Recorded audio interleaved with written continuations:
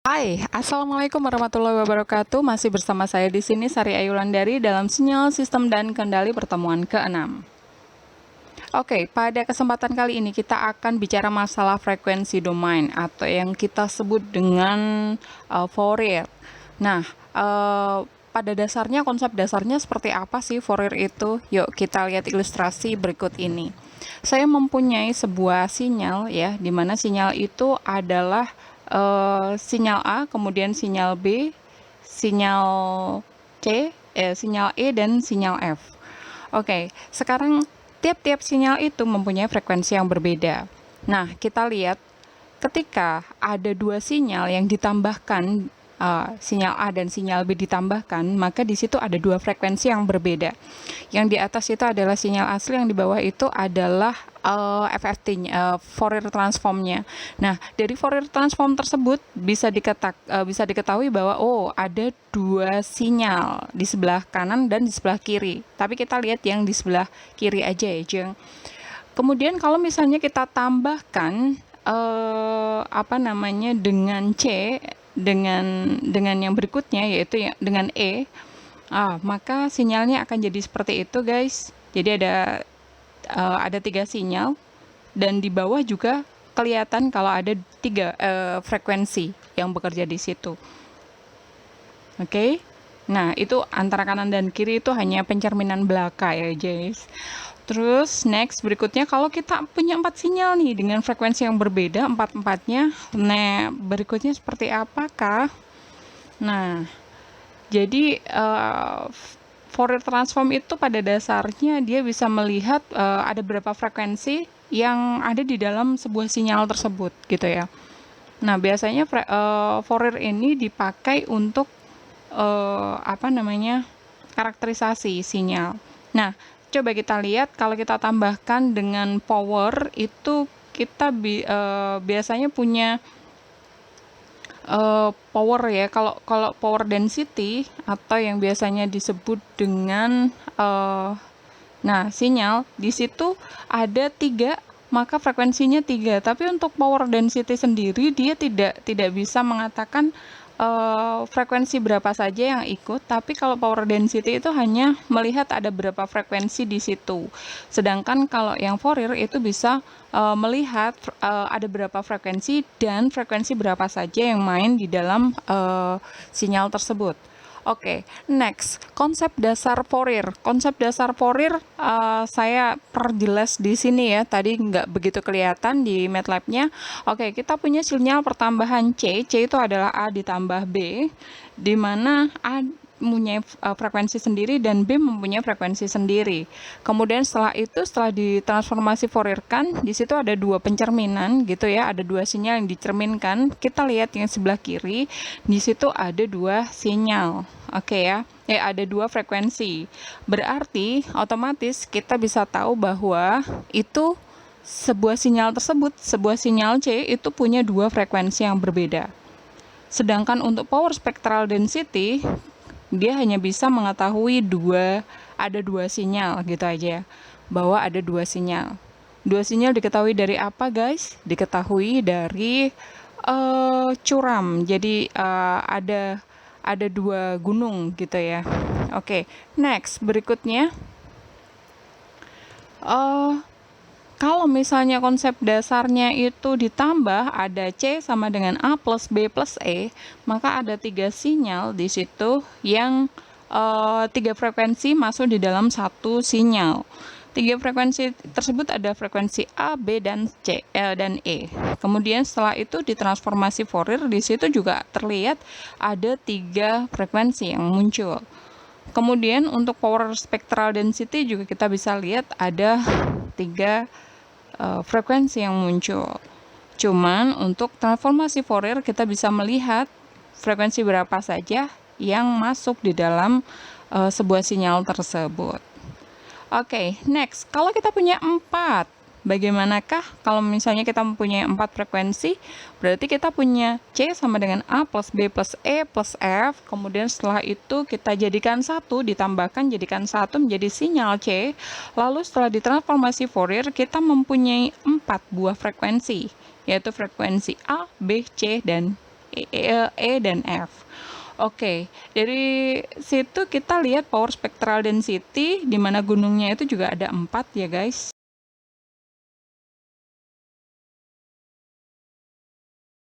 Dasarnya Fourier transform ada 3, ada yang bentuknya continue, ada yang discrete, ada yang inverse Fourier. Oke, kita masuk ke continue Fourier transform. Continue Fourier transform pada dasarnya juga terdiri dari 3, yaitu continuous eksponensial, continuous trigonometri, dan continuous ganjil genap. Nah, kapan kita menggunakan eksponensial, trigonometri, dan ganjil genap? Pada dasarnya gampang, saudara-saudara. Yang pertama adalah ketika cuman satu di daerah positif gitu ya, dimana dia terbagi menjadi ada daerah negatifnya dan ada daerah positifnya, maka dia ikut atau dia menggunakan rumus yang eksponensial. Sedangkan kalau misalnya dia itu di bagian positifnya aja, tapi dia itu sinyalnya periodik gitu ya, ada kemudian tidak, ada kemudian tidak. Nah, itu menggunakannya adalah menggunakan yang trigonometri. Kemudian untuk jika ada yang positif, kemudian ada komponen negatif yang dia periodik, maka dianjurkan menggunakan continuous yang ganjil genap. Oke, kita masuk ke continue Fourier transform. Continue Fourier transform pada dasarnya gampang ya, dia hanya integral min tak hingga sampai tak hingga dari FTE pangkat min J omega T dt. Dia beberapa sinyal yang bisa untuk continuous Fourier transform, diantaranya adalah sinyal kotak, kemudian sinyal gigi gergaji, kemudian sinyal sinus. Kemudian untuk bisa diingat teman-teman, di sini ada beberapa persamaan trigonometri yang harus bisa dilakukan. Di antaranya adalah untuk cos omega T, kemudian sin omega T, di situ itu untuk cos omega T sama dengan E pangkat J omega ditambah E pangkat min J omega T per 2. Sedangkan untuk sin omega T yaitu E pangkat J omega T dikurangi E pangkat min J omega T per 2J. Itu untuk Fourier transform itu sangat dibutuhkan ya. Jadi teman-teman harus sudah hafal ya, kurang lebihnya seperti itu. Sedangkan rumus yang lain bisa dipakai sih, terutama yang trigonometri ya, yang untuk cos min ditambah J sin min dan seterusnya. Oke, untuk continue Fourier transform ya kita sudah coba kita pakai yang FFT terlebih dahulu ya. Untuk yang di MATLAB kita uji cobakan terlebih dahulu. Dan nah, itu adalah contoh dari continue Fourier transform. Jadi yang figur 1 itu adalah sinyal asli, kemudian figur 2 itu adalah sepenggal dari setengah dari FFT yang sebelah kiri, kemudian yang sebelah paling figur 3 itu adalah pencerminan dari Fourier transform sebelah kanan dan sebelah kiri. Untuk continue eksponensial itu rumusnya adalah integral min tak hingga sampai tak hingga dari FTE pangkat min J omega T dt.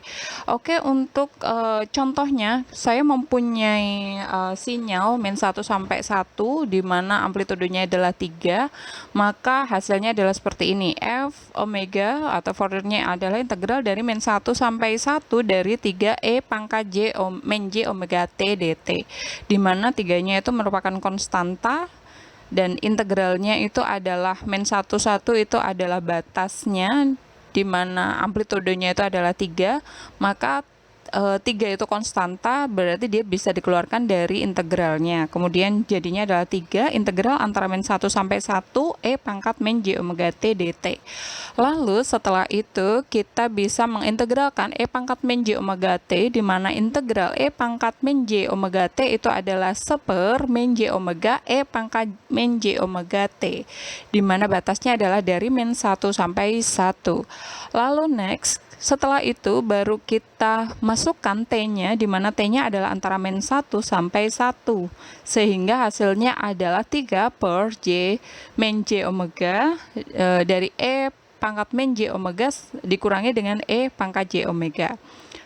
Setelah itu kita bisa membalik min-nya sehingga min-nya jadi positif, kemudian berubah menjadi E pangkat J omega min E pangkat min J omega, di mana E pangkat J omega min E pangkat J omega min J omega per 2J itu adalah sin omega T.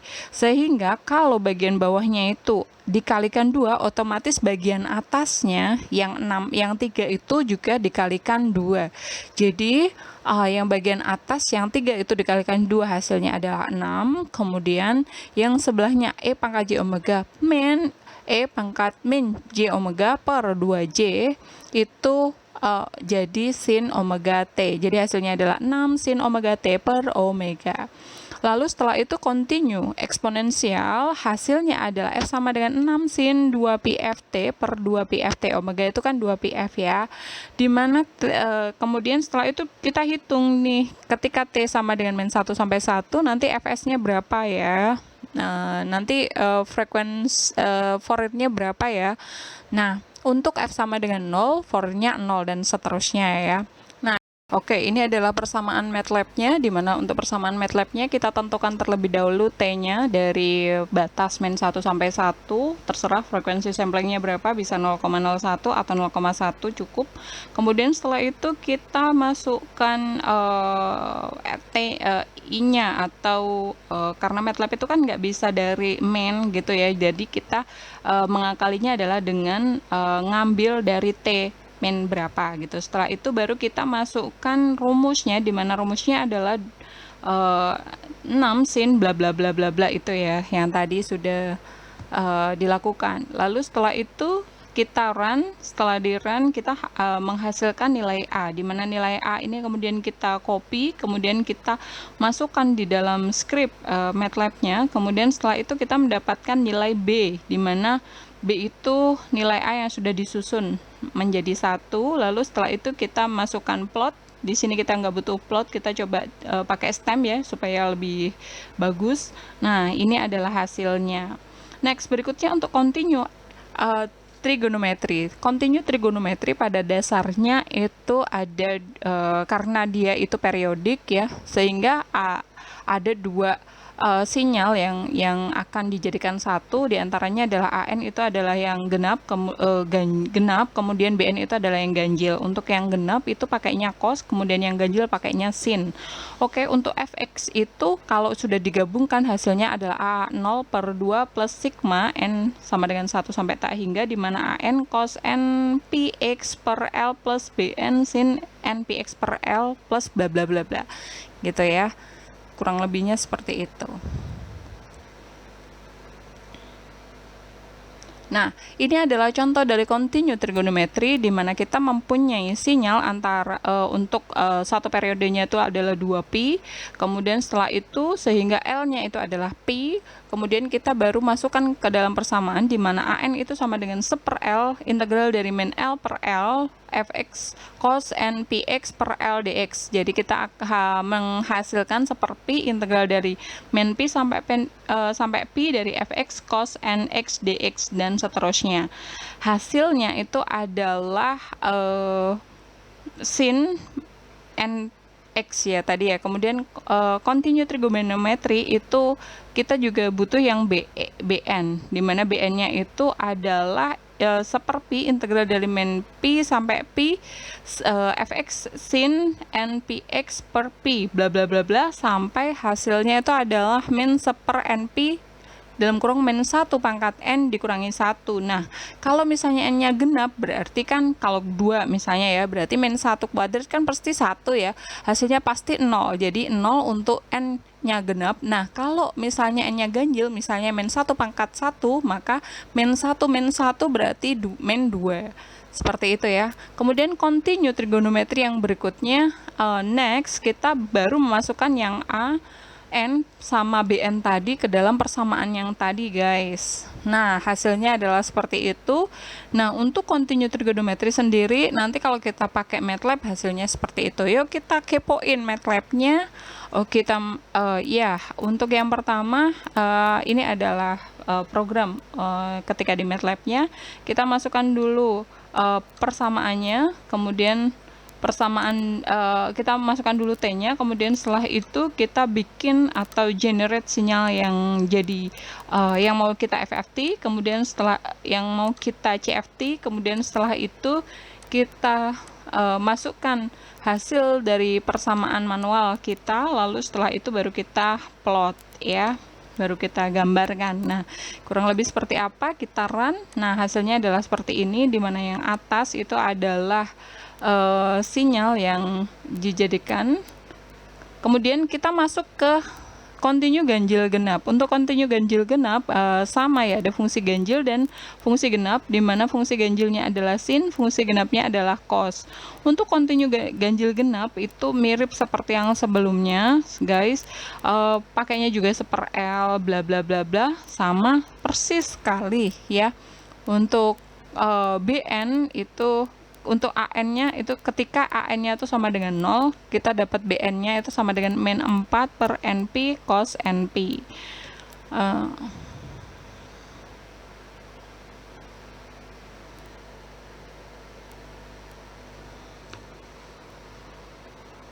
Nah, ini adalah continue ganjil genap yang kita hasilkan, guys. Nah, caranya adalah pertama kita masukkan dulu di dalam MATLAB itu adalah T-nya, lalu kemudian kita buat fungsi dari persamaan dari grafik awal, kemudian setelah itu masukkan grafik yang secara manual, lalu setelah itu di run. Nah, hasilnya adalah seperti itu, guys. Oke guys, next adalah discrete Fourier transform. Nah, kalau discrete itu sinyalnya pasti sinyal impuls ya. Ya, kalau sinyal impuls itu pada dasarnya discrete Fourier transform itu juga ada 3 guys. Yang pertama ada impuls 1 tok gitu ya, atau yang disebut dengan continue eksponensial. Kemudian ada juga yang continue trigonometri pakai kosin, dan ada juga yang ganjil genap. Sama sebenarnya, discrete Fourier transform itu sama dengan continuous Fourier transform, cuman dia pakainya itu enggak continue tapi sinyal discrete atau sinyal impuls gitu ya. Nah, ini adalah contohnya di mana diketahui ft bla bla bla bla itu 1 dari 1 sampai 4. Nah, kita coba dulu di mana K sama dengan 0 itu F0 itu adalah sigma N sama dengan 0 sampai 3, di mana N itu sama Fn E pangkat min J omega T. Nah, lalu setelah itu baru kita masukkan ketika E pangkat 0 itu kan ya 1 ya. Kemudian jadi hasilnya adalah 1 ditambah 1 ditambah 1 tambah 1 sama dengan 4. Dan itu seterusnya untuk K sama dengan 1, K sama dengan 2, K sama dengan 3. Nanti lihat di buku ya guys. Di bukunya ada dan lebih jelas tentunya. Nah, next berikutnya discrete Fourier transform. Kalau kita pakai MATLAB itu nanti bentuknya seperti itu. Yang bagian atas itu adalah sinyal awal, di mana dan di bagian akhir itu di bawahnya itu adalah sinyal Fourier. Nah, ini adalah penjelmaan dari si MATLAB-nya sendiri guys. Di situ ya, ini adalah hasil dari Fourier transform bagian bawah ya, bagian bawahnya. Lalu setelah itu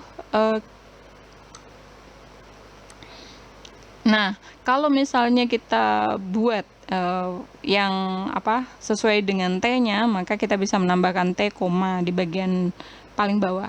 Kemudian kita masuk ke inverse Fourier transform. Pada dasarnya inverse Fourier transform itu rumusnya sama dengan atau mengulang kembali dari rumus transformasi Fourier ya guys. Untuk Ft itu sama dengan integral dari min tak hingga sampai tak hingga dari F omega E pangkat min J omega T dt. Sebenarnya sama ya guys, cuma mengulang kembali di mana F-nya itu dibikin lagi dengan rumus yang sama dengan rumus yang dibuat di Fourier transform. Pada dasarnya hanya seperti itu aja. Nah, ini coba kita lihat lagi untuk yang CFT-nya, untuk CFT ya, untuk continuous Fourier transform, misalnya kita punya F omega sama dengan integral min 1 sampai 1 dari 3 bla bla bla bla seperti yang di atas. Hasilnya adalah dia 6 sin omega T per omega. Nah, kalau misalnya kita ICFT kan, ya, kita inverse kan, maka 6 sin omega T per omega itu adalah Fx-nya. Nah, atau FT-nya ya. Kalau kita mendapatkan FT-nya, maka akan dikalikan dengan E pangkat min J omega T dt. Dan hasilnya adalah 6 per omega integral dari min 1 sampai 1 sin omega T E pangkat min J omega T dt. Nah, sin omega T di sini bisa kita ubah dalam persamaan eksponensial, diantaranya adalah E pangkat J omega T min E pangkat min J omega T per 2J. Jadi hasilnya adalah 6 per omega integral dari min 1 sampai 1 E pangkat J omega min E pangkat min J omega per 2J kalikan E pangkat min J omega dt. Nah, bla bla bla bla bla, hasilnya saudara-saudara adalah 6 per J omega plus bla bla bla bla. Nah, hasilnya saudara-saudara di situ kita punya dua grafik, sebelah kiri itu adalah grafik awal, sebelah kanan itu adalah grafik setelah di ICFT. Nah, kepoin yuk bagaimana kita membuat MATLAB-nya, dimana kita pertama biasa ya kita tentukan dulu T-nya sebagai batas, lalu kemudian setelah itu kita coba membuat sinyal awalnya terlebih dahulu, lalu setelah itu kita coba bikin yang persamaan awal ya, yang di CFT kan, lalu setelah itu baru kita membuat persamaan sinyal yang tadi sudah kita lakukan secara manual tadi, dan hasilnya adalah ICFT. Dan kita coba. Nah, ini adalah ada 3 ya, yang figur 1 itu adalah sinyal asli, kemudian figur 2 itu adalah sinyal yang setelah di CFT kan, kemudian yang ketiga adalah ICFT. Ya, mungkin itu dulu teman-teman. Terima kasih. Wassalamualaikum warahmatullahi wabarakatuh. See you and dak dak.